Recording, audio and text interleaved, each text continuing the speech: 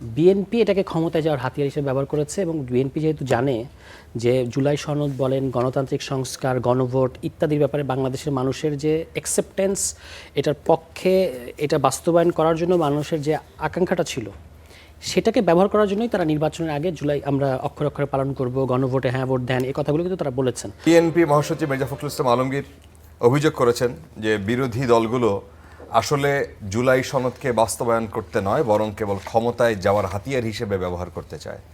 এখন প্রশ্ন হচ্ছে যে এই অভিযোগ কি একেবারেই ভিত্তিহীন? আর একটা প্রশ্ন হচ্ছে যে আপনারা রাজপথের ফয়সালার যে হুমকি দিচ্ছেন, মানে সংসদের ওই কমিটিতে সংস্কার বা সংশোধন কমিটিতে না গিয়ে তা কি একটি নির্বাচিত সরকারকে অস্থিতিশীল করার একটা চেষ্টা না? আপনাকে ধন্যবাদ। একটু যদি কষ্ট করে আরেকবার বলেন, ওনার প্রথম কথাটা কি ছিল? যে ক্ষমতায় যাওয়ার হাতিয়ার হিসেবে আপনারা জুলাইকে ব্যবহার করছেন, আপনারা বা জামাতের কথা। ওকে, হ্যাঁ, বুঝতে পেরেছি। আসলে তো বাস্তবতাটা ঠিক এটার উল্টোটা। বিএনপি এটাকে ক্ষমতায় যাওয়ার হাতিয়ার হিসেবে ব্যবহার করেছে এবং বিএনপি যেহেতু জানে যে জুলাই সনদ বলেন, গণতান্ত্রিক সংস্কার, গণভোট ইত্যাদির ব্যাপারে বাংলাদেশের মানুষের যে অ্যাকসেপ্টেন্স, এটার পক্ষে এটা বাস্তবায়ন করার জন্য মানুষের যে আকাঙ্ক্ষাটা ছিল, সেটাকে ব্যবহার করার জন্যই তারা নির্বাচনের আগে জুলাই আমরা অক্ষরে অক্ষরে পালন করব, গণভোটে হ্যাঁ ভোট দেন, এই কথাগুলো কিন্তু তারা বলেছেন। স্বয়ং প্রধানমন্ত্রী, এখন যিনি আমাদের মাননীয় প্রধানমন্ত্রী, তিনি তো নির্বাচনের 15 দিন আগে বলেছেন যে গণভোটে হ্যাঁ ভোট দেবেন। এখন তিনি কিন্তু খেয়াল করবেন, তিনি কিন্তু এটা বলেন নাই যে গণভোটে ভোট দেবেন। গণভোটে ভোট দেবেন মানে হচ্ছে আপনি হ্যাঁ দেন না দেন, that is your choice, but আপনি গণভোটে ভোট দেন। উনি এটা বলেন নাই, উনি ক্যাটাগরিক্যালি বলেছেন যে গণভোটে হ্যাঁ ভোট দেবেন। যেভাবে আপনারা ধানের শীষে ভোট দেবেন সেভাবে আপনারা গণভোটে হ্যাঁ ভোট দেবেন। তো জনগণ হ্যাঁ ভোট দিয়েছে এবং আপনি ভোটের প্যাটার্ন খেয়াল করেন, বিএনপি হলো 51% ভোট পেয়েছে, বিএনপি জোট, এবং গণভোটের প্রায় 70%। এটার মানে হচ্ছে যে বিএনপিকে ভোট দিয়েছে এমন অনেক ভোটার আসলে গণভোটে হ্যাঁ ভোট দিয়েছে। তো এখন নির্বাচনের যে তারা 2/3 পাওয়ার পরে পার্লামেন্টে আমরা যে সমস্ত কথা শুনলাম, যেমন স্বরাষ্ট্রমন্ত্রী যিনি ওই সময়ে বিএনপিকে প্রতিনিধিত্ব করতেন, জাতীয় ক্ষমতা কমিশনে, তিনি কি বললেন? যে আমরা অনেক কিছু মেনে নিয়েছি, যদি নির্বাচন না দেয়। তার মানে আপনি চতুরতা করেছেন, এবং এটাই কিন্তু বিএনপির ওভারঅল সেন্টিমেন্ট। প্রায় কাছাকাছি সবাই একই কথা বলেছেন। আমাদের যিনি পলিসি অ্যান্ড স্ট্র্যাটেজি অ্যাডভাইজার প্রধানমন্ত্রীর, আমাদের খুবই প্রিয় জাহেদ ভাই, উনি কি বলেছেন? যে গণভোট একটা স্টান্টবাজি। এগুলো তারা ইলেকশনের পরে বলছেন।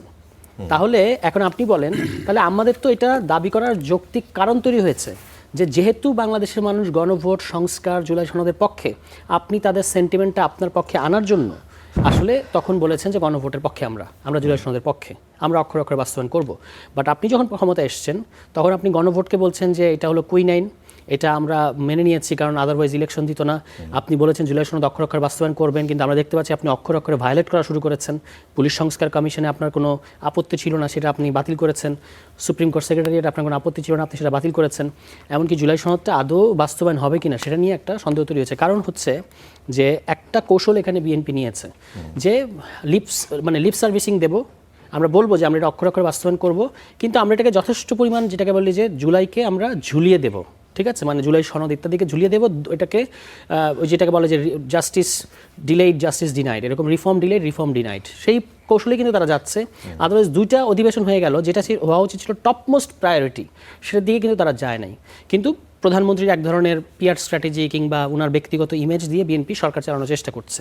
ফলে মির্জা ফখরুল ইসলাম আলমগীর সাহেব, আমাদের মাননীয় স্থানীয় সরকার মন্ত্রী, দলের মহাসচিব, বর্ষিয়ান রাজনীতিবিদ, তিনি ইলেকশনের আগে গণভোট নিয়ে কী বলেছেন তাকে আমরা শুধু সেটা স্মরণ করিয়ে, মানে আমরা বলবো যে আপনি সেটা স্মরণ করেন। আপনি বলেছেন যে গণভোটে তো না দেওয়ার কোনো প্রশ্নই আসে না, আমরা তো গণভোটের পক্ষে। তাহলে আপনারা সবাই যদি গণভোটের পক্ষে হন, বিএনপি যদি গণভোটের পক্ষে হয়, সরকার যদি গণভোটের পক্ষে হয়, জুলাই সনদের পক্ষে হয়, তাহলে এখন তর্কটা কী নিয়ে? তাহলে এখন আপনার বিরোধী দল অস্থিতিশীল করতে চাই, এই কথা বলতে হচ্ছে কেন?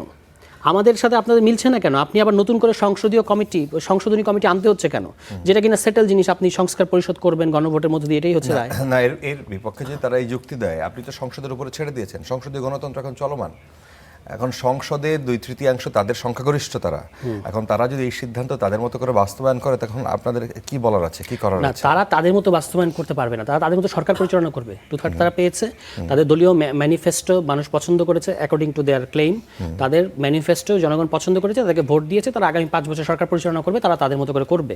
ভুল হোক, ঠিক হোক, সাফল্য, ব্যর্থতা, মানুষ সেটা মূল্যায়ন করবে। এটা হচ্ছে এই বিষয়। কিন্তু জুলাই সনদ এবং গণভোট, এটা তো আপনি আপনার মতো করতে পারবেন না। এটা যেভাবে বলে দেওয়া আছে যেভাবে জনগণ রায় দিয়েছে সেই রায় আপনাকে সেটা অনুগামী থাকতে হবে আপনাকে। আপনি যদি মনে করেন সংসদীয় গণতন্ত্রের একটা প্রধান কথা হচ্ছে জনগণ হলো সমস্ত কিছুর মালিক, আমাদের সংবিধানে এটা বলে দেওয়া আছে যে এই রিপাবলিকের মালিক হচ্ছে ভোট দিয়েছে, জনগণ, তাদের ভোট দিয়েছে সরকার করার জন্য, কিন্তু সেই জনগণ তো গণভোটে ভোট দিয়েছে।